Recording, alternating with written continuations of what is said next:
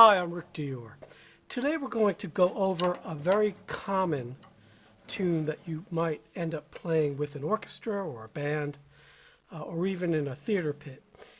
This particular arrangement is for orchestra, and I've probably played it 200 times in my career. So this is an arrangement of Overture to West Side Story, and obviously West Side Story is by Leonard Bernstein, but this particular arrangement is by Maurice Peress. So it is the most common of all the West Side Story arrangements you'll play, let's say, on a Pops concert, on a kiddie show with an orchestra, and most definitely a summer Pops concert. And we're going to be playing this in a few weeks, so I thought I'd make a video of it and show you, and I could put the music up on the screen, but I cannot play any music from it because that's a copyright infringement. But those of you who are interested in this kind of thing will obviously know the music and know the show. But this is sort of a best of arrangement from the show. So you have, parts of the overture, you have parts of the tune Somewhere, parts of the tune Tonight, and parts of Mambo. But Cool, the famous jazz thing, is not represented in this original arrangement. Now, obviously, if you play the symphonic dances by Bernstein for orchestra, that is in there, and that's a much more substantial piece, rarely ever played on a summer Pops concert. Now, one thing to keep in mind, these concerts are normally played outside by most orchestras. When I was a kid, I used to go see the New York Philharmonic outside in Central Park every summer, a lot, and they play kinds of things like this. Boston Pops, the same thing. So the symphony I play with, the Charlotte Symphony, we have a summer Pops program that runs from June until through July. And we play all kinds of programs. The first show we're doing this year is a big band show, and it's all drum set. It's a lot of fun. But the next show is music from the movies, and that's where this is coming in. So I figured since I'm practicing it anyway, I'd make a video of it, and I could show you, like I said, some of the music on the screen. Now, depending on the conductor, the tempos will vary. So some conductors are on the slow side, which is tough when you're doing music like this, because Bernstein was a very fast conductor. In other words, he liked pretty fast tempos, especially on his own music. So he would play these things at the tempos I'm going to use today. And I will show this music on the screen. You're looking at it right now, hopefully, if I can get it up there. And we'll go through it piece by piece. So the whole arrangement's pretty short. It's no more than 5 minutes long. And the setup you're going to need to play this correctly, it's not going to be anything this big. This is just what I had set up at the time. But you will need 2 cowbells. You'll need 2 toms, so a rack tom and a floor tom, and then obviously snare drum, bass drum, hi-hat, at least 1 cymbal. All right, you don't need a bunch of cymbals. There's not a lot of writing at all that goes into this particular arrangement. A lot of times I will play the maraca part that happens here in the beginning after bar 10, but that sometimes is played by someone else. Also, you'll notice there's another percussion line on this piece, and that's just all the miscellaneous percussion. That's normally played by 2 other people or 3 other people, so you have a timpanist, and then you have someone playing the mallet instruments and also someone playing the Latin percussion instruments like bongos, timbales, congas, etc.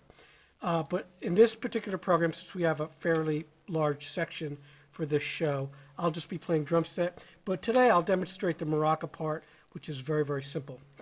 So you can see how that's done by 1 player. Now, one thing you always have to remember, and I've said this before in these videos, this music is just a rough sketch of what you should play. If you play exactly what's on the music, it's going to sound stupid. So a lot of folks who write these arrangements, these parts, they're not drummers, they're not percussionists, so they don't really know how it works, especially drum set. They just don't normally have a clue.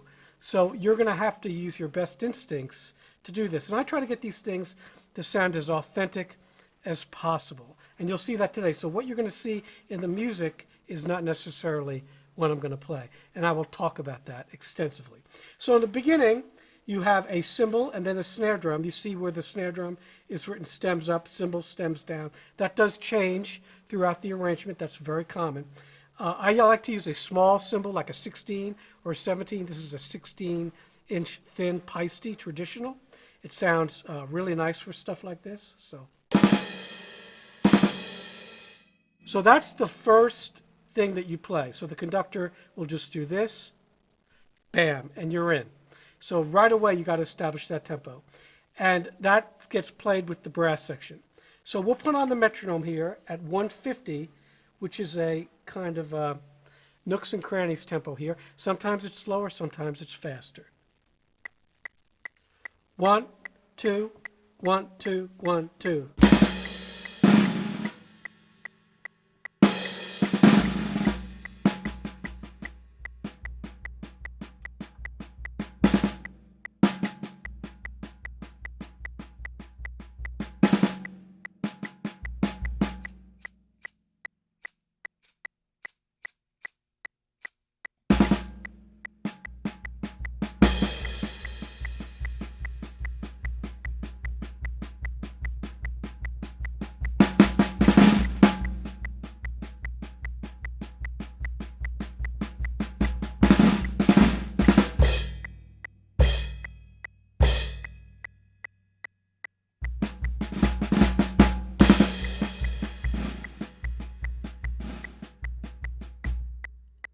So that's the opening going into the tune tonight.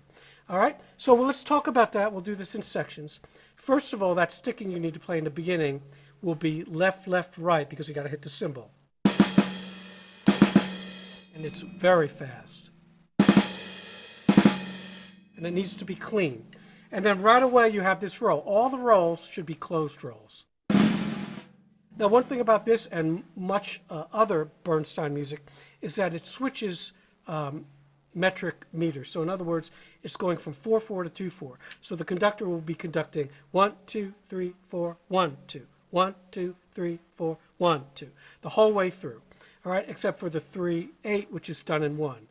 So 1, 2, 3, 4, 1, 2, 3, 1, 2, 3, 1, 2, 3, 4, 1, 2, 3, 1, 2, 3, 4. All right? Very important that you stay on top. Now, as a percussionist or drummer, you're usually in the back of the orchestra, so you need to play a little bit on top or you're going to be perceived as late. For these concerts, everything's mic'd. I'll put on up some pictures here so you can see what it looks like from the back. Massive crowds, thousands and thousands of people, and it's a big orchestra, so everything's mic'd, but still, you need to play on top because you're so far away from the conductor. So it's very important to push it and not drag.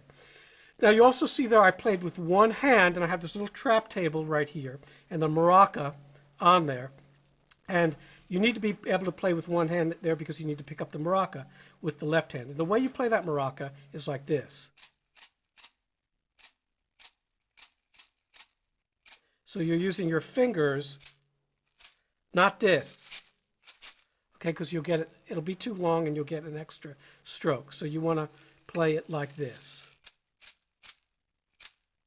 And normally I'll hold it up to the snare drum mic when I do that. All right, and you'll notice everything else is done with the right hand. So those, it's important to use your fingers so you have enough chops to play that.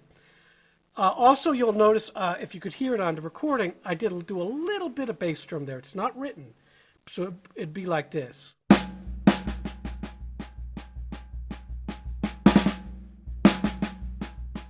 The basses are doing that, and it's barely perceived, but it helps me, and it also helps the orchestra or the people around me just hear that whispered just a little. So you don't want to play it loud like this. Please don't do that. Very quietly, almost like feathering when you play jazz. So you're barely touching it. Probably can't even hear it on the recording. So let's look at the bar before 30. There's rests there, but if you noticed, I played right through that. So that goes into bar 30. Now bar 30 has a tie. It's ba-da-da, ba-da-da, ba-da-da, ba. And you'll notice I put a roll there. You could do it. I can't remember if I played that the first time. That's the way you could play that. Ba-da-da, ba-da-da, ba-da-da-da, if you choose to. It's not a big deal there. But coming up, it will be later on. All right, we'll talk about that in a minute. And then the choke cymbal, it basically, don't use the hi-hat there, use a cymbal, and it's 2, 3. All right, nice and short. Don't use a splash cymbal. 16-inch cymbal is good. And then we go on to this tune Tonight. So there's lots of ways to play this. I've heard lots of drummers play it. I've heard people play it as a bossa nova, which I absolutely cannot stand. I don't know why anyone would do that. But the original is done with brushes, really lightly. I don't have brushes here, but just like this. This is a rhythm called a begin, like in the Begin. I think that's Cole Porter. But that's all it is. So play as written, but the first note there I'm doing as a buzz. So.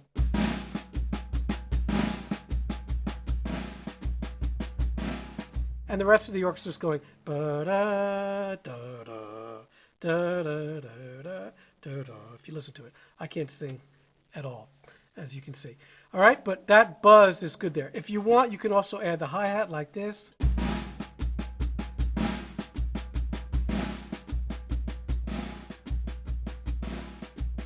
Or even open it. That's a little march-like to me. So I don't normally do that. But that rhythm needs to stay really steady because you're playing that rhythm and the orchestra is floating over you. So they're not playing very rhythmically at all. It's all legato playing there.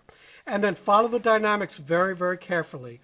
And right at 50, it starts to build. So we'll do it right at 50. 1, 2, 3, 4.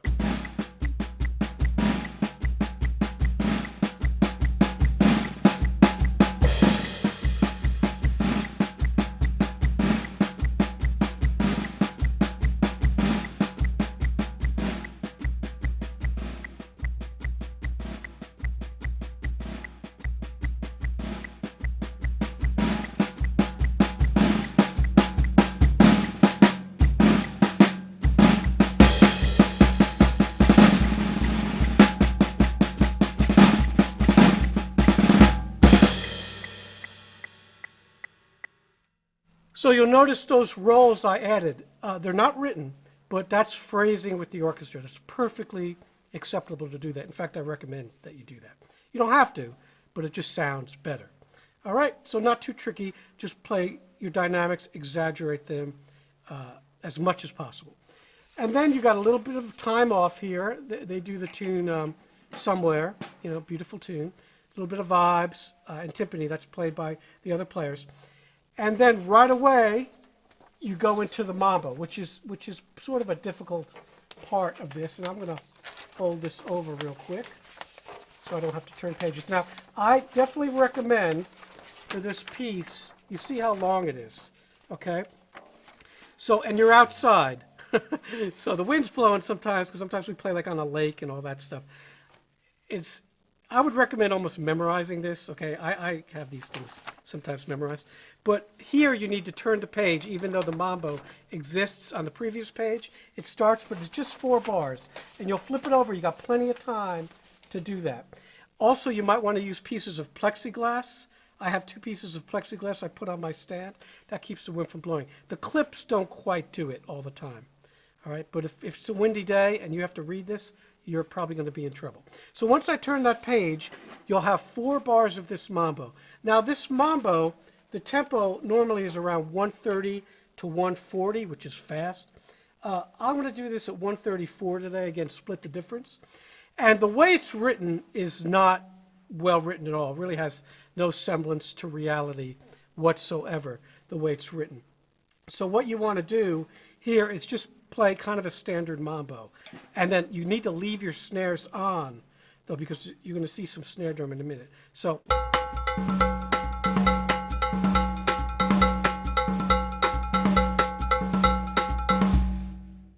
The other rhythm that works is a Mozambique.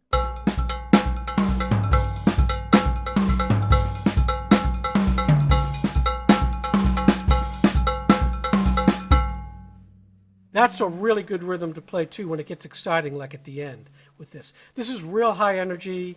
You know, the orchestra screams Mambo. Everybody's heard this. You can go online and check out the original. So as much energy as possible. Now, a lot of this should be taken as written. So there's these bongo solos in here that you see on the screen. You don't play those unless there's not a bongo player. All right, that should be played with the hands, although it can be played with sticks. And if you have to play it, you need to put a set of bongos here. Normally, someone else plays that. Sometimes I just use 2 cowbells instead of 3. If you look at 4 after 140, you see it says cowbell 3 tones. You don't necessarily have to do that. If you just use 2 tones, it sounds like this. But for you purists out there, you can use 3. And if you use 3, I recommend one of these clamps. And I believe LP makes this particular one. It's got some padding in here so it won't ruin your bass drum rim. And just put the 3rd one right here. And make sure, like I said, it has some padding on there. If you have some nice drums, you don't want to mess them up. And then you want your pitches to be, you know, discernible. So.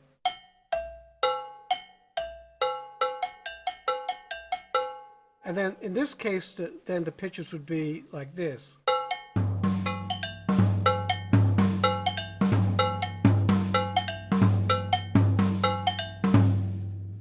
Okay, which is pretty neat. But that's the only other time in the piece that you really need it. All the other cowbells can be played with 2. All right? So let me just play that part for you there.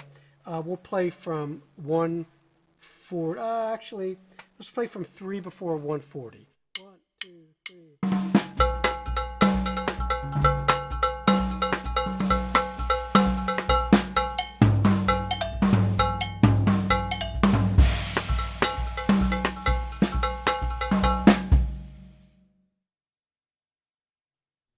One, two, 1, 2.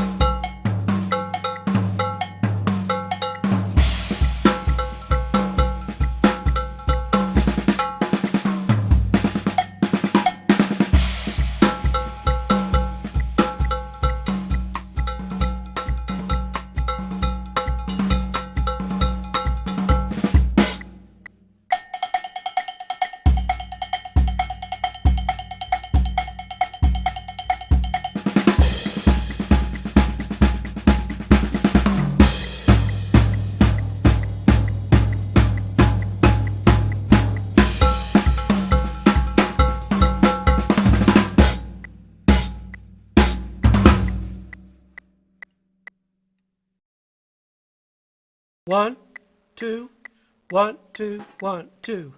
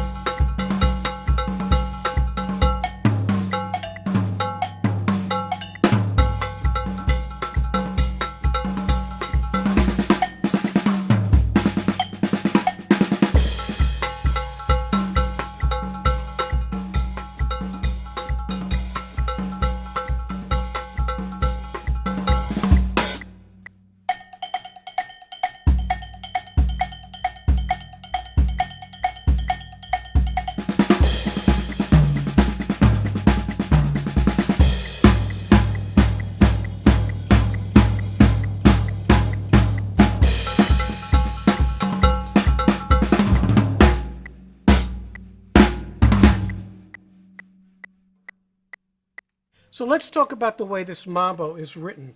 If you play as written, okay, like someone might say, oh, that's a snare drum, and they'd go.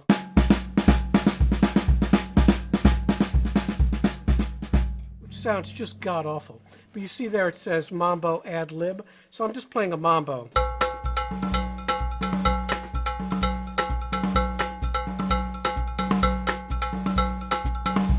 I'll put that rhythm on the screen here. The other rhythm, like I said earlier, that works is a Mozambique.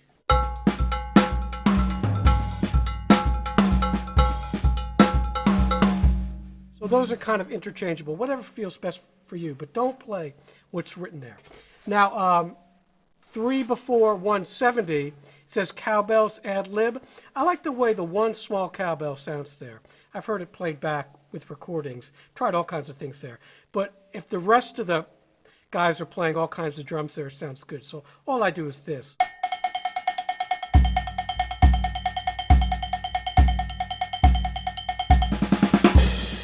And you play till the end. It says hit everything.